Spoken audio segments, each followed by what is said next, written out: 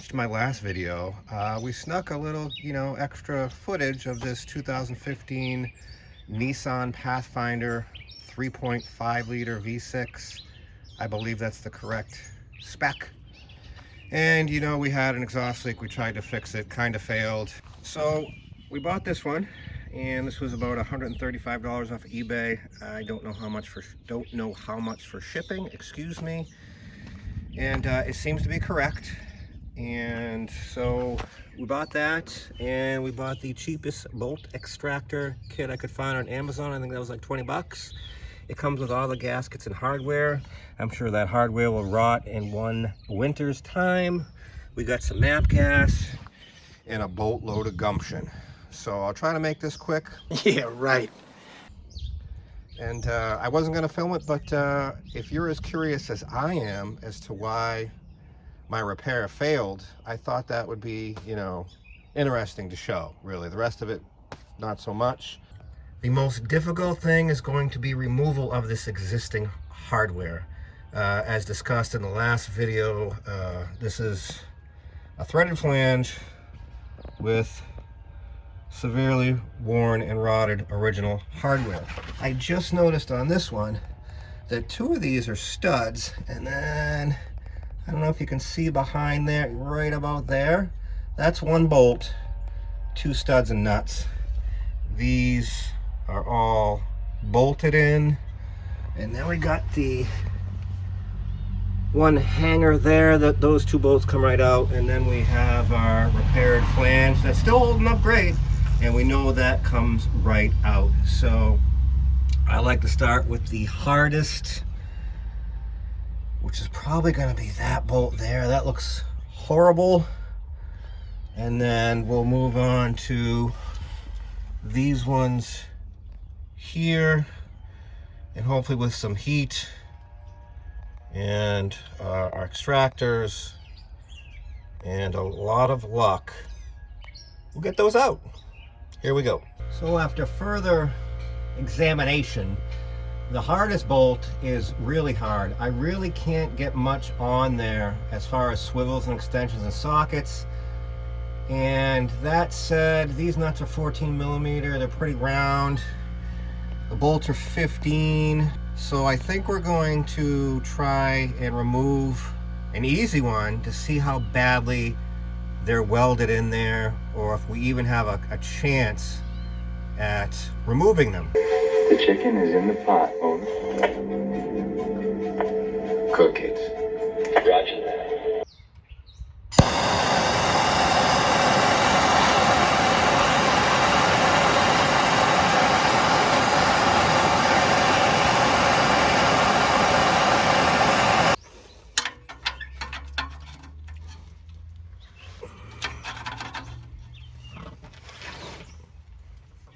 Nope, not yet. Need a better socket or setup here.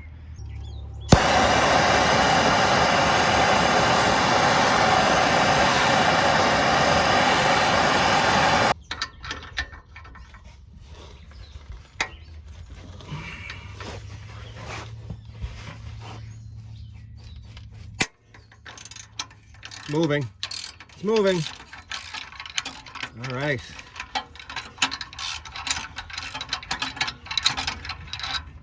There's one. That's probably really hot. I'm probably should grab a rag. There's one. So they do come out, which is fantastic. Fantastic. Absolutely fantastic. That took 2 rounds of the map gas.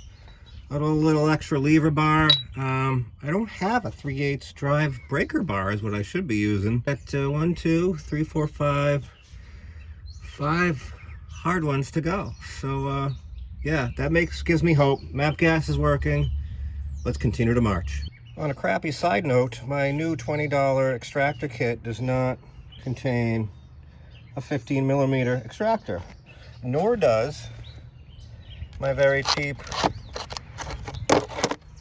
impact socket kit.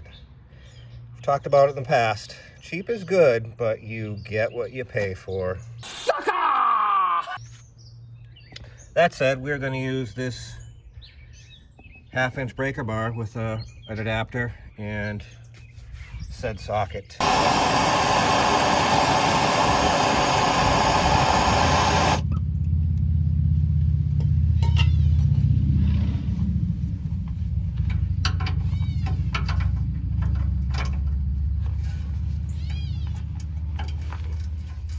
Oh yeah. I'm so excited. I took 1 round of MAP gas. I'm assuming from the heat soak from the other one. So that is fantastic. We haven't even had to use an extractor. Well, it's gonna be a great day. There's 2. That one's very crusty. Let's see if we can tap that on there.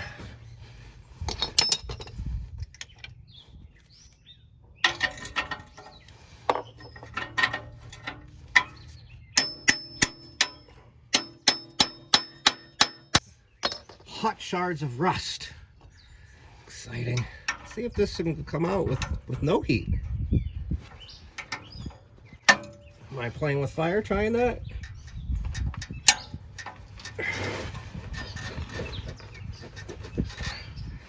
Nope. We need some heat. The phone storage was full, so I had to delete some stuff, but sorry about that. We did get the 3rd one out. A little bit of heat, not too much, because I didn't want to get the engine too hot, and 3 down. Very excited by this. Let's continue to march.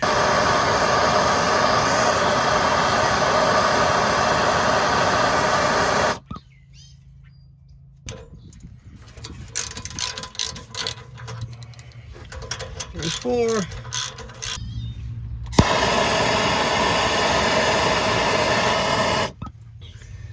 Gonna have to move you a little bit out of the way here. Sorry about that. Wow, I'm amazed how easy these are coming off. Usually doesn't work that way. Power of the MAP gas is just absolutely impressing me.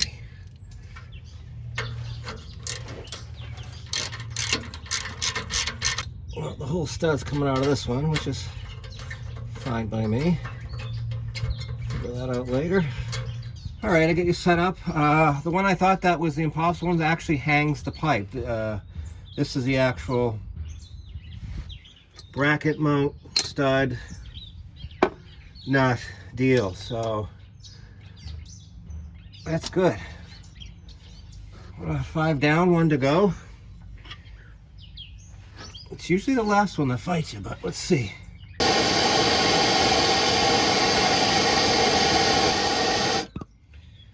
Hopefully the heat soak is going to make this come right out. Feel good about it. We haven't even had to use an extractor, which is just... And there it is. Oh, that is so awesome. Really warms the cockles of my heart. Look at that. Really coming together. Or apart. What the proper terminology should be. Really coming apart. That nut is thin. Well, that's the hardest part is over. I can't believe it, but it is. Next is this. We're just going to pull this whole bracket. That we've already taken off, so we can just use the impact for that real quick. One.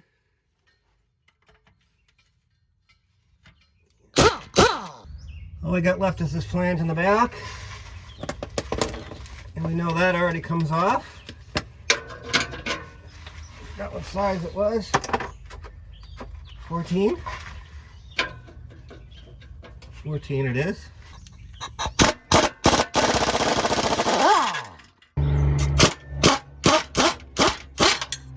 That went way, way, way smoother than I ever thought it was gonna go. I planned for hours and hours and hours on this. as far as that hardware looked. You know what I mean? If you've been there, you know. So I won't ramble, but the pipes match up. It's gonna work. And so the big question, at least on my mind, I don't know if you care, but why was this pipe still so loud? I obviously already looked in here, and I found a few things out. So without further ado, so I was right. There's that bracket that I talked about, and there was a pinhole over here, and I kind of sort of got that. You can just see my weld is just horrific. But if you look over here, hole there, looks like, I can't tell what those are. I'm assuming those are holes. My welding is just, I couldn't really, it was so hard to get in there. You can see holes there, pinhole there.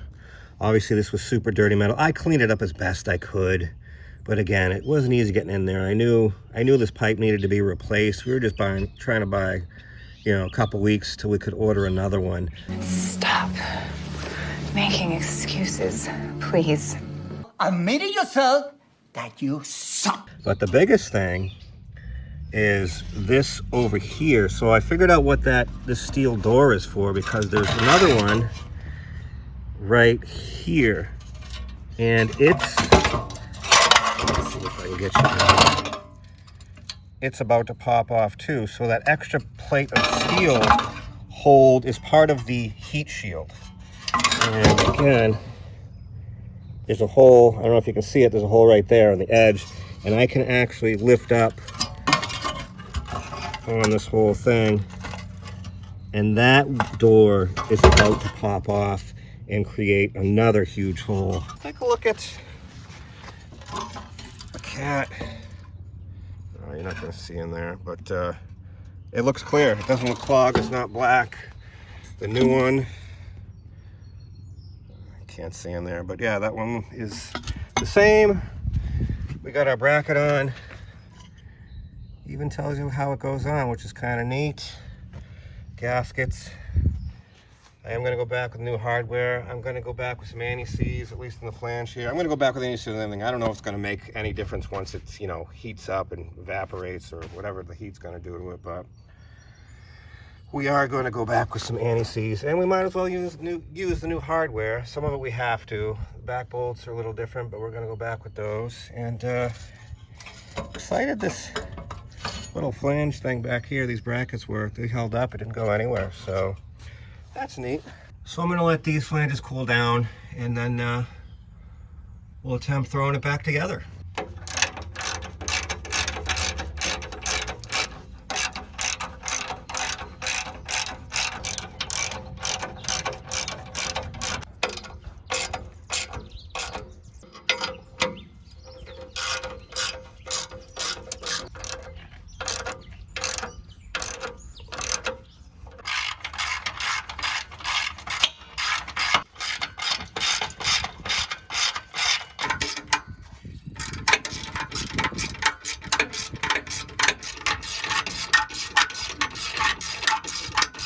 All right, well, we got our new pipe installed. I did go ahead and take the whizzer wheel to the flanges and clean them before I installed this. I just didn't video it, or I guess I forgot to. A couple noteworthy mentions. No heat shield on the new pipe. And I'm gonna say the distance between that flange and this flange overall is a little bit shorter, which makes me nervous because it's now putting more pressure on these flex pipes. So it'll be very interesting to see how those wear and tear. Probably more tear. The bolts went right in, no problem. These nuts are like they're from Toys R Us, so it'll be very interesting to see how quickly those rot and fall off.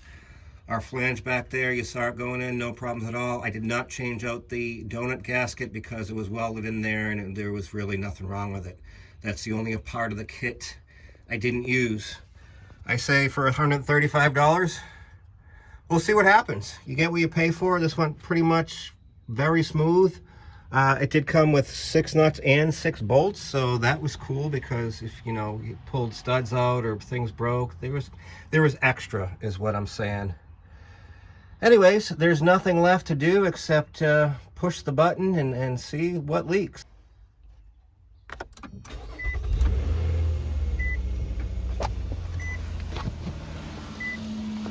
Well, so far, it sounds normal again. Nice and quiet.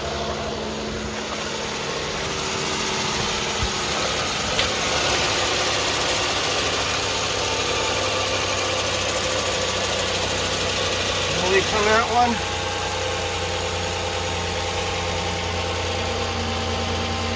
No leaks on that one. No leaks on that one. We're gonna call that a success. All right, folks, another successful installation and/or repair. I guess the moral of the story is here. If I can do it, anybody can do it. With a little patience and a boatload of gumption, you just try and get it done. I'm super happy how the map gaps worked. When I looked at those bolts and studs and nuts and whatnot, I really didn't, I thought it was going to be an epic battle. But unfortunately, I won this round, and I couldn't be happier. I guess the other moral of the story for the future is, I'll probably be saying, well, you get what you pay for. Yep. We paid, I believe, $135 plus shipping on this pipe. That includes that cat, which is crazy. Local parts stores were $500 plus. So it'll be very interesting to see how this fares through the New England winter and massive amount of salt. As always, I appreciate each and every one of you. Thanks for watching. Hope to see you on the next one. Him.